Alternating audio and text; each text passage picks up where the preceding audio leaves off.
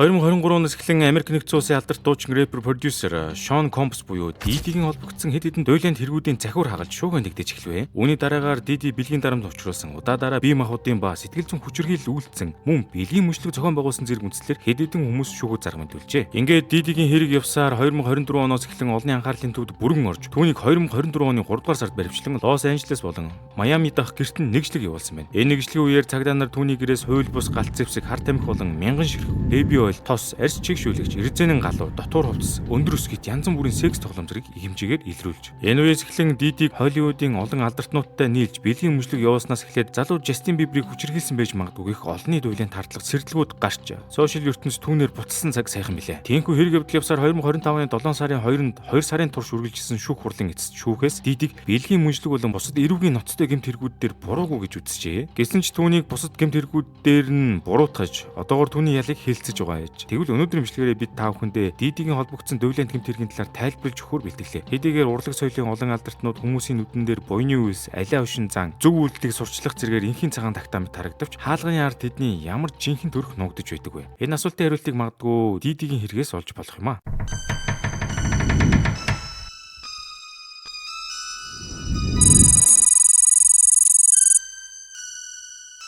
Рэпер Pop Diddy буюу Шон Компс нь Нью-Йорк хотын Харлем хороолд төржээ. Түүний ердөө 4 настай байхад нь аав Мельвин хар тамхины бүлэглэлтэй холбоотой байсны улмаас алагдсан байна. Diddy 1993 онд өөрийн Bad Boy Records лейблийг үүсгэж 90-ад оны Америк нэгдсэн улсын зүүн эргийн алдарт рэпер B.I.G буюу Big-ийн продюсерыг хийснээр амжилтын гарагаа эхэлсэн байна. Ийхүү өнгөрч 30 жилийн туршид Diddy 3 удаа Грэммигийн шагналыг хүртэж олон алдартай уран бүтээлчдийг шинээр гаргаж өөрийн зугаа цэнгэл, шоу цэнгэнээр дүүрсэн амьдралын хэв маягаараа олонний анхаарлын тунд тасралтгүй байсан билээ. Diddy мөн Холливуудын дунд өөрийн зохион байгуулдаг цагаан үйлчлэгээрээ алдартай байсан бөгөөд оюутан байгаас л үйлчлэг зохион байгуулж шоучингаараа танигдсан Diddy 1998 оноос 2000 он хүртэл жил бүр зөвхөн цагаан хувцас өмсч ирдэг White Party-ийн галзуу ориг зохион байгуулдаг байсан байна. Үүнд нь Paris Hilton, рэпер Jay-Z, Jennifer Lopez, Leonardo DiCaprio зэрэг дэлхийн супер одууд оролцдог байж. Ийхүү pop ертөнцийн хамгийн алдартай нэгэн болох Diddy-гийн харанхуй тал нь 2023 оноос эхлэн хүмүүсийн дунд шуугиан тарьж түүнд хүчирхийлүүлсэн гэх эмэгтэйчүүд ээж дараалан шүүхт гомдол мэдүүлж эхлэв. Энэ талаар бол та бүхэн бусад ютуберуудын дэлгэрэнгүй бүр деталь ярьсан бичлэгүүдийг бол зөндөө өгсөн баха. Түүний зэрэгцээ Diddy-гийн янз бүрийн хар бараан тамхины хэрэглээ ба бэлгийн мөчлөг зэрэг бус дуйлент гэмт хэрэгүүд нь олонний анхаарлын дунд орж эхэлсэн байна. Diddy 2000-ад оны үеэс эхлэн Freak Off гэх худын үйлчлүүдийг зохион байгуулдаг байсан байна. Энэ үйлчлэгийн үеэр олон өдрийн турш хар тамхи хэрэглэн олон хүмүүсийг хүчирхийлж байсан гэх хэрэгүүд гарсан байдаг. Зарим тохиолдолд Diddy хохирогчдыг хүчирхийлж байх зураа бичлэгийг нь баримтжуулж авдаг байжээ. Мөн цагдаа нар Diddy-гийн гэрт нэгжлэг хийх үеэр хэдэн 10 терабайтаар хэмжигдэх мэдээллийг олсон байдаг. Түүний нэр холбогдсон өөр нэгэн дуйлент хэрэг нь 1990-ад оны ихэнх үед болсон хэд хэдэн хүчингийн хэрэг юм. Тэдний нэг нь Joy Dickerson Neal гэх эмэгтэйг хүчирхийлсэн гэх хэрэг үлээ. 1991 онд Joy коллежийн оюутан байхдаа Diddy-тэй танилцаж нэгэн орой үдшилтэд цуг очсны дараа Diddy түүний уух зүйлд нь мансууруулах бодис хийж дараа нь хүчирхэж түүнийг бичлэг болгон авсан. Тэгээд хохирогч Joy Diddy-гийн энэхүү үйлдэлийг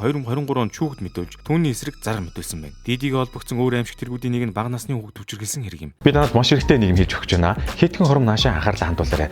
YouTube задлан гэдэг шинэ ном гаргасан. За энэ ном болохоор англи монгол гээд 10 гаруй сувгийн сүүлийн 6 жилийн турш ажиллаж байсан туршлага дээр үндэслэн хийгдсэн байгаа. Нийт бол 1.5 сая subscribe-ыг цуглуулсан шүү дээ. Энэ олон сувг хийж байгаа. Тэгэхээр танд энэ ном яагаад хэрэгтэй гэж. Тэгэхээр шүү дээ та одоо хобби, бизнес эсвэл community ямар ч зорилготой байсан бэ? Яаж контент хийгээ яг таг ойлгох болно. За тэгэхээр энэ номд юу байгаа вэ гэхээр үзэгчдийн анхаарлыг эхний 5 секундэд яаж төвчгийг сурна, хүн рүү чиглэсэн контент хэрхэн бүтээхийг нүдэнд харагдтал зааж бичсэн ном аа. За тэгээд мэдээж хэрэг өөрийн брэндээ өсгөж мөнгө олох бодит стратеги суралцсан санаанаас эхлээд эвлүүлэг хүртэл бүх алхмыг системтэйгээр зааж бичсэн байгаа. За дээр нь мэдээж хэрэг тоон мэдээлэл суурилж өсөлт авчрах стратегиуд байгаа. Хамгийн гол нь ямар ч хувцсны халаас нь багтах ийм хэмжээтэй авсаарх ном байгаа. Нийтдээ 250 онцтой буюу та ингээд гадаад дотоо хөдөө явахдаа ч юм уу наадмын амралтаар уншихад маш тохиромжтой байгаа шүү. Үүнээрээ санахад маш цөөхөн хуваар хэрэглэгдсэн байгаа. Хязгаарлагдвал тоотой гэсэн үг. Та тэгээд яг одоо энэ дээр гарч байгаа хайг буюу Pop Culture цэгийн сайтаар ороод шууд цахилаад үнэгүй хөргүүлээд аваарай. Хүргэлт үнэгүй гэж байгаа шүү дээ. Тэгээд шууд авах линкийн видеоны комент болон description дээр бас байрлуулчих. Тэгэхээр нэмжлэхэд дүүнартаа бэлгэлж гэсэн яг таарсан сайхан биелэг болно шүү. Нэг номоор контент бүтээх цогц системийг гартаа оруулах гэж боддоо.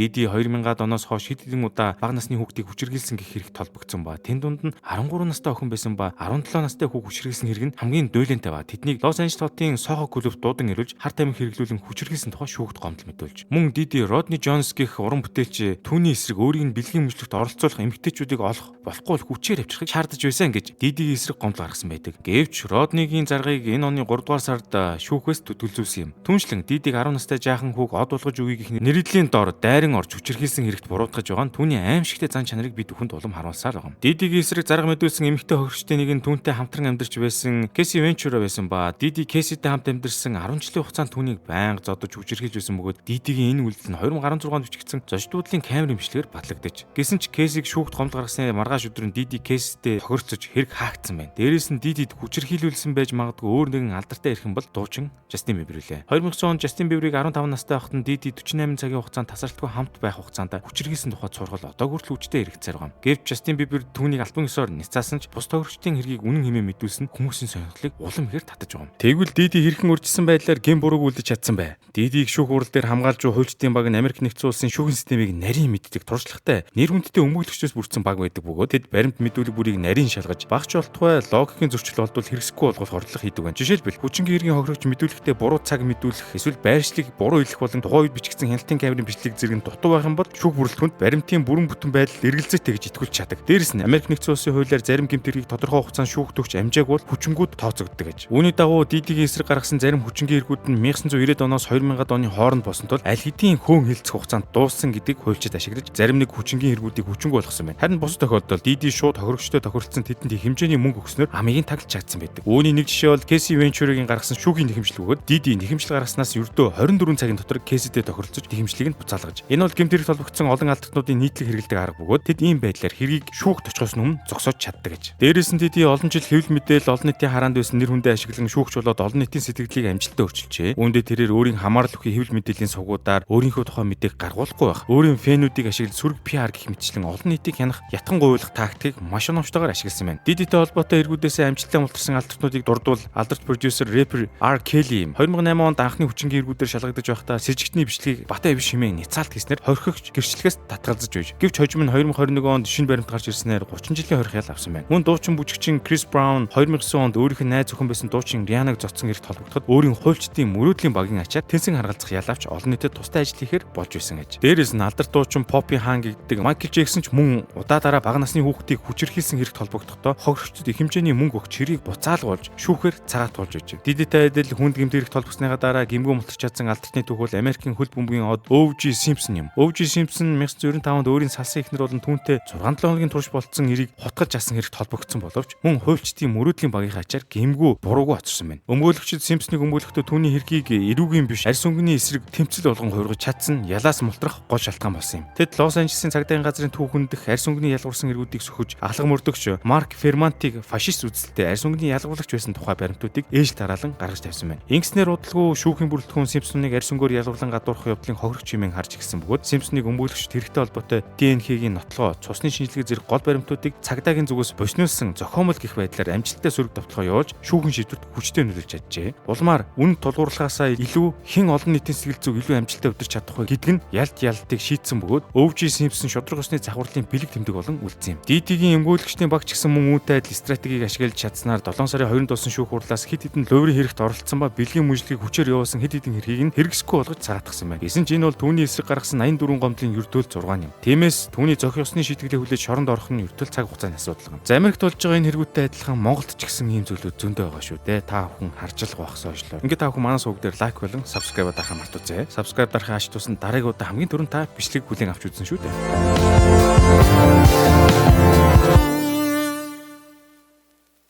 Та YouTube сувгаа нээхээс эхлээд алгоритмыг зөв ашиглаж чанартай контент бүтээгээд ашиг орлоготой болтлоо хөгжүүлж бүхий л аргыг нийт ороод сурмаар байна уу? Тэгвэл анхаарлаа нааш хандуулаарай. Контентийг YouTuber болох нь зөвхөн олон танигдах эсвэл мөнгө олох биш ээ. Энэ бол таны дотоод сонирхол хүсэл санааг бодит амжилтанд өргөх гайхамшигтай арга зам байна. Эдгээр юу агцсан бэхээр контентын найрлага форматыг өөрөө зохиож сурах, алгоритмын учрыг нэгэнгүй ойлгох, тулгарсан бэрхшээл бүтлгүүтлийг даван тулах сэтгэл зүйн ур чадвар, бүр цаашлаад гадаад хэл дээр контент бүтээх, хиймэл оюун ухааныг бүтээлчээр ашиглах зэрэг агуулгууд багтсан байгаа. Та өөртөө хөрөнгө оруулж YouTuber болох аяллаа яг одоо эхлүүлээрэ. Хүн болгоны дотор л контент бүтээх гэсэн нууцхан хүсэл байж л байдаг. Үүнийг хийж үзэж байж л мэднэ. Тэгэхээр одоо эхлэхгүй л хэзээ эхлэх юм бэ? та сургалтаа Задлан цэгийн минь вебсайтаар орж хүлээн аваарай.